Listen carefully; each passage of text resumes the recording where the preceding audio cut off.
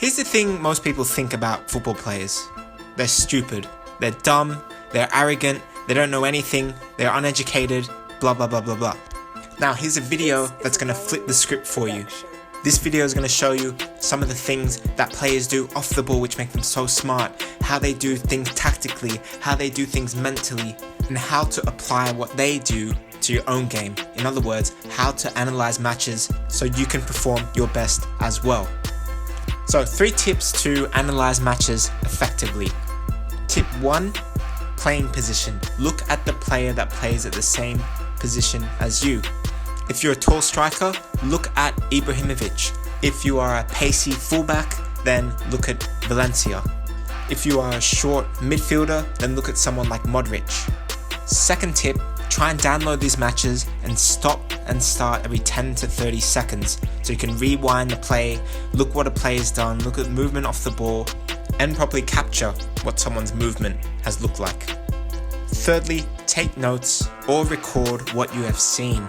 Very important, so you can save it in your memories, or even these days it's way easier to just Instagram it or Snapchat it or something where you can save it and you can look back later.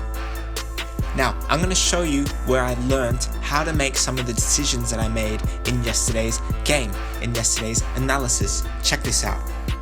Now, in this section that you can see I'm with the orange shirt, white socks in the middle there. And maybe you think I'm just, mindlessly wandering around, but no, I'm trying to get in between the lines. I'm trying to receive in between the lines so I can receive that ball and go on the counter. Now, here's the video I was thinking about before I received that ball. Pay careful attention. Today I'm going to pass on my knowledge that I've learned from working alongside Premier League players every day, breaking through enemy lines. When a centre-back receives a ball, opposition teams generally will have one striker pressing the centre-back, with the other striker dropping off close to the midfield line, forcing the centre-back one way. As this happens, you see this generally will open up a pass behind the midfield line into the blue boxes, as seen in this example.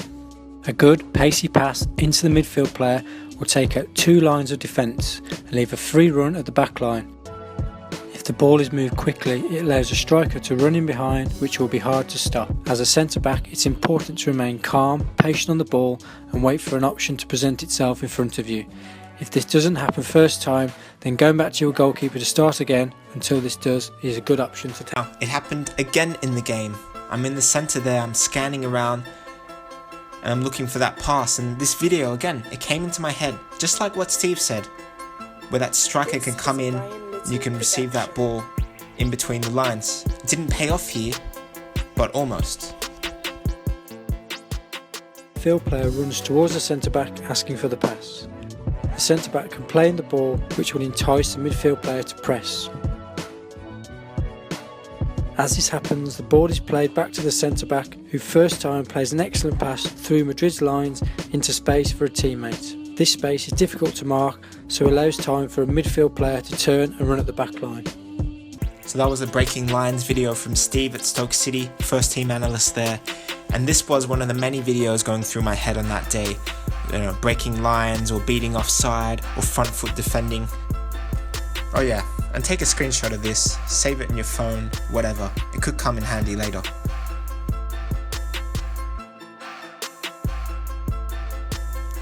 Alright, second example. Here's another one that was going through my head. Pre-action movements, especially on throw-ins. So you can see here, I was dragging that player out the way so I could get space in that middle. The screenshot's just coming here, yeah, look at it. So I drag that player out to go and receive that ball in the middle. And there's another quick movement. I didn't get that ball that time, but that's what scouts are looking for. That's what coaches are looking for.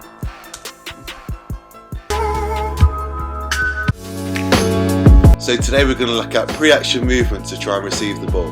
This is going to create loads of individual space to try and get away from that defender and receive the ball with loads of time. So let's introduce you to a couple of different movements. This is Sergio Aguero against Arsenal. He moves towards the defender and then pulls away. This creates some more space and time to receive the ball when under pressure. You'll often see a lot of movement like this on dead ball situations. This is because everyone's tightly marked and you have to create your own individual space. So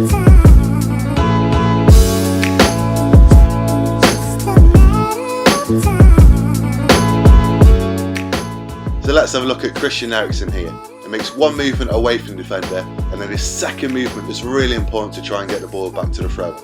Let's have a look.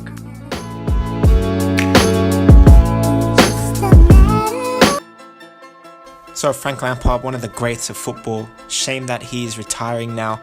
But this video from Tom Cooper was going through my head when I tried to win that ball there. We won it back actually. And here, I'm scanning. And I get that ball, and this is why I'm able to play that ball quickly, make an overlapping run.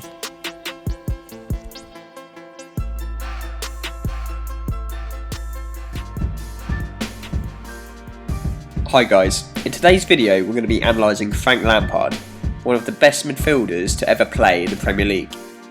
Frank Lampard is Chelsea's all-time top scorer and has scored over 20 goals a season for 5 seasons in a row, all from centre midfield.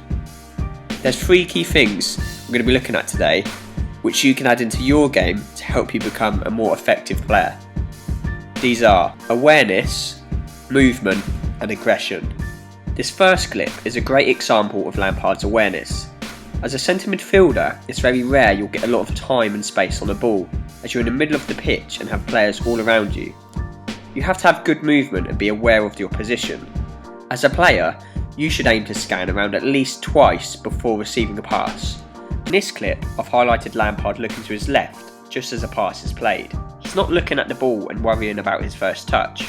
He's showing awareness of what's around him. Again, he scans around him for a teammate once he has the ball, and he's not looking at the floor worrying about where the ball is. He's always in control. I don't even have to narrate this part, you'll see the scanning that takes place, especially with this clip. Look left, look right, look left, look right. You can see, just do it, do it. And that video was going through my head. What Tom Cooper says about Frank Lampard is completely a perfect example of that. So this summer, maybe you want to learn how to defend crosses better, or maybe you want to learn how to score more goals in the box, where to score more goals in the box with poaching, or maybe you want to learn the importance of using both feet, or maybe you want to know why Lukaku scored so many goals. What off-the-ball things is he doing? Here's a free video for you, and it's free to use. The link is in the description. It features Suarez, and it's to do with fake runs, and I guarantee you, you're going to improve just by watching that, honestly. And don't forget these 3 tips. Take a note of that as well. I'm going to leave you with a challenge. How many times does Lampard scan in this clip? See you tomorrow.